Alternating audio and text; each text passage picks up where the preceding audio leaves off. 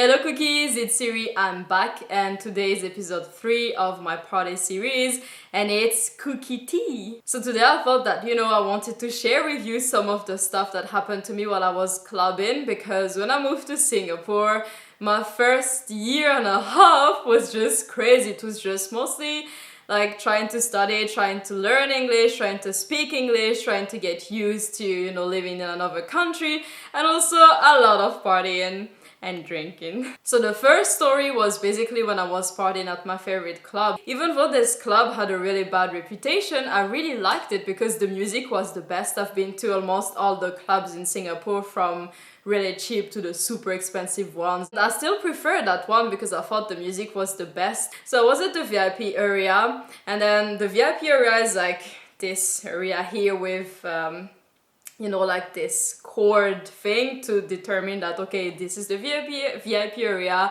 and the rest is the other area. So next to the VIP area, there was this column that was like hiding. It was basically like a corner like this next to the VIP area, and the corner was kind of dark and you could not really see what was happening. So at some point I felt like I needed to go to the toilet. So I went there, like towards the toilet on the right. I felt like someone was pulling my hand and I was just like, whoop! And then I ended up in the corner there, and there was this guy that basically pulled me so that my back was on his chest. So I was like, okay, there's someone behind me. And then before I could realize what was happening, there was a blonde lady who came in front of me, and then she just stood there, and I was just like, what's happening? And then he was like, oh, relax, sweetie, and he started to like touch me. Like, I swear he started to touch me here, like hold me like this behind me. And then the girl was like putting her hands like this, like hot music videos where you have people on a wall, like pinned to a wall, and someone is like doing this to them, and she was doing that to me. And then she was like, how about we go home to our apartment to have some fun because you look like the fun type. And she was just saying lots of weird stuff like that, and the guy was like, yeah, just relax, we're not bad people. And I was freaked out. I was really like, oh my god, what's happening? What's happening? And then the girl was like getting closer and closer to me as if she were like going to kiss me, and I was just like, no, just let me go. And then the guy behind me was still holding me. She was getting nearer and helping him to hold me, so I was just like sandwiched between the two of them, and I was just so freaked out. But then suddenly I saw like someone really huge come in and be like, is there a problem here? And it was the bodyguard of the VIP section. So basically he saw kind of, I guess, what was happening, and then he came, and I told him, was like, yeah, I don't know what's happening here, but I just wanted to go to the toilet. So he basically kicked those two out, and I managed to get to the toilet. I was just like,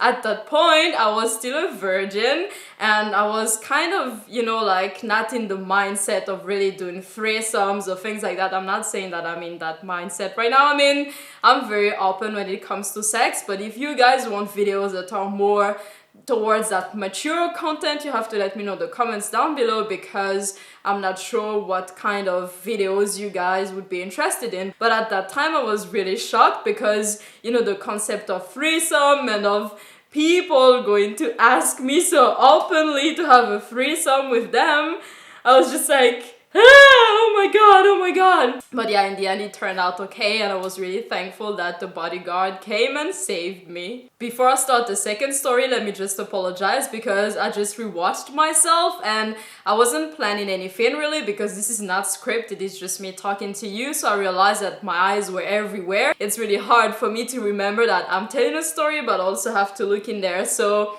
I'm sorry, I'll try to focus more on looking at you there. Okay, so the second story is about how I met Russell Crowe. So I was at the same club, and then I was dancing, and then I suddenly felt like there was a weird vibe about the crowd. So everybody starting to look somewhere there at the entrance and scream like, ah, Russell! I was like, Russell? What the hell? Russell who? Like, what's happening? And then I saw this guy come in there, and everybody was just like partying like this, when he was trying to go through. So I basically looked there and I thought, oh wow, that's Russell Crowe. I was like, oh my god, this Russell Crowe. Everybody was reacting so strong to Russell Crowe, and I was just like, okay, never mind, I'm just gonna like ignore it and keep on dancing by myself and just whatever, I don't want to be one more person behaving the same way as everybody else. And then I felt like someone was staring at me, and then I just looked and I saw that Russell Crowe was heading towards me. So I was looking around like, is there a hot girl around me or something?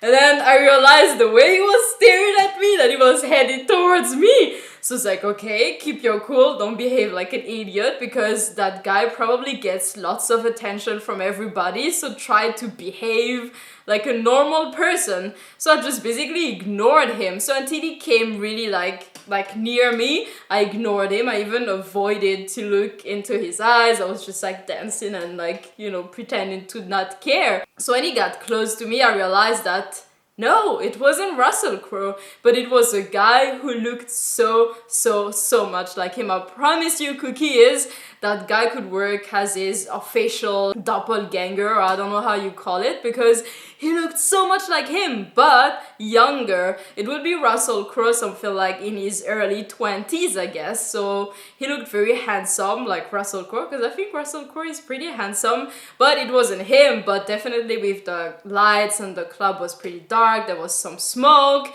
people could definitely think it's Russell Crowe. So he came to talk to me and he was like, hello, and I was like, hi, you're not Russell Crowe, right? And he started to laugh and I was like, no, but I get that a lot. Everybody always thinks I'm him, and some people even go crazy on the streets until they go closer and see that I'm not him. And I was like, okay, you want me to pay you a drink?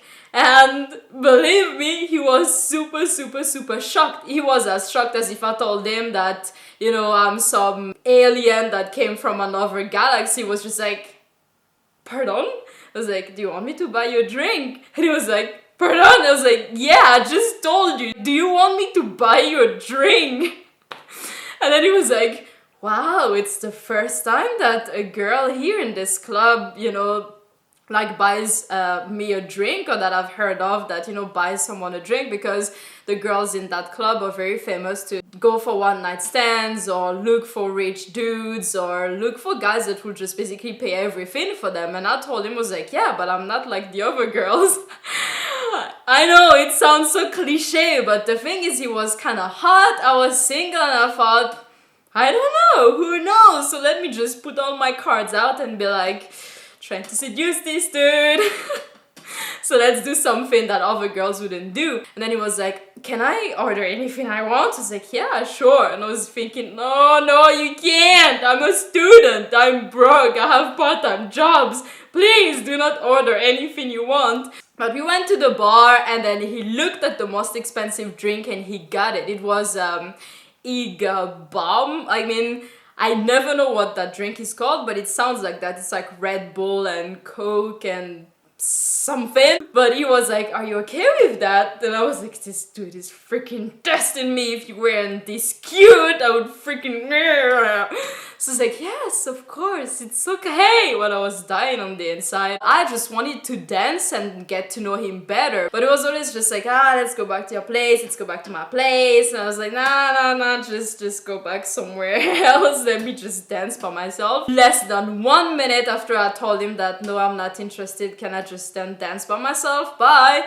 He left with a girl. He was holding a girl's hand and they were just leaving. So I was like, okay, so this is how it ends then. Goodbye, Russell. The third story I'm not really super proud of, and I'm actually kind of embarrassed about that story, but I will tell it to you anyway. So it was one of those rare occasions I was clubbing with my ex-boyfriend. I usually don't go clubbing when I'm in a relationship because I prefer, you know, staying cozy at home and spending some quality time watching a movie, etc. And it was also that ex-boyfriend of mine was very protective. So to be nice, let's say that he was very protective of me, and we were dancing on one of the platforms there on the side. So I really like dancing on one of those. I don't know why, because in general I don't really like attention that much, but when I'm at the club, I feel like I can just go wild and have fun, and I don't care who's staring, who's not staring. So I was on one of the platforms, and the platforms, you can have 5, 6, 7 people there. So I was there by myself first, and then my ex joined me because he doesn't like attention, but since I was up there, he wanted, I guess, to protect me there. And then we were dancing, and then at some point there were those 2 guys who came on the platform as well. And at some point I felt like some hands were touching my bum, and I just felt like, it's my boyfriend. But I looked and I saw his hands were there, my hands were there, so I thought, okay, whose hands are there? If it's not his, if it's not mine, it's one of those guys. And by the time I realized it, I literally saw in slow motion my ex's eyes go to the hands like this, and then go to me, and go to the guy. There was some blood lost there, so I was like, no, he's gonna end up in a fight again, he's gonna get me kicked out of my favorite club and probably banned, and it's gonna be a problem when he get home and we're gonna argue about this. Do something, do something, do something. I slapped the dude. I slapped the dude, which is actually a normal reaction from me, because when I go clubbing, if someone touches my bum, or when I'm on the street, or basically anywhere, if someone that I don't know, that is not my boyfriend, touches my bum or my private areas, he will get a slap from me. That is just, for me, there's no discussion. That is rude. And yes, you could argue, you could be like, oh, you can just tell them it's disrespectful, but I'm just like, no. If you touch me on my private areas, you're gonna get... And believe me, I'm pretty strong when it comes to this thing right here. But the thing that was embarrassing is that his friend was standing right next to him, so he was there, and his friend was next to him, and when I slapped so hard that I ended up double slapping them. Like, I slapped both of them at the same time. And oh my god, like, thinking about it, I still remember that he kind of was like, oh, like, mad and pissed, but his friend was just like, huh? Like he was like, oh, like, he didn't understand why he got slapped, and he looked just so confused and surprised, and I was just there like, I didn't know if I should hide, if I should cry, if I should laugh, because I wanted to laugh so bad, but at the same time I felt so bad because he looked so confused and so like, huh? Why me? What happened? What have I done? And I was just like, yeah, that was not really fun. I was just so mortified. My ex was beaming. He was just super happy. He was like, oh, I'm so proud of you. That was so cool of you to do. And I was just like, yeah, well, you know, I kind of slapped his friend as well. And he was like, never mind, they all deserve it. All men are like that. And I was just like, okay. That was really not nice. And I actually tried to apologize to him afterwards when my ex went in the toilet. So I went to the group and the friend was like this, like, ooh, like, I mean, he didn't do this, but he looked like he was expecting another slap, and I was like, no, don't worry, I'm not gonna slap you, but don't do that again to me or to another woman, because that is disrespectful. Then I went to his friend, I was like, I'm sorry, I really didn't mean to slap you, that was not nice, I meant to slap this guy here, your friend, but not you, you just happened to be on the way. And that's it for this video that I expect to be very long, because my monitor tells me that it's going to be very long. And let me know in the comments down below what you thought about anything, basically. Just let me know and let's share some experiences and stories. And if you enjoy this type of video, let me know as well if you want more. And leave me a thumbs up so I know that I didn't bore you to death. And until next time, I will see you at the next video. Then, bye bye!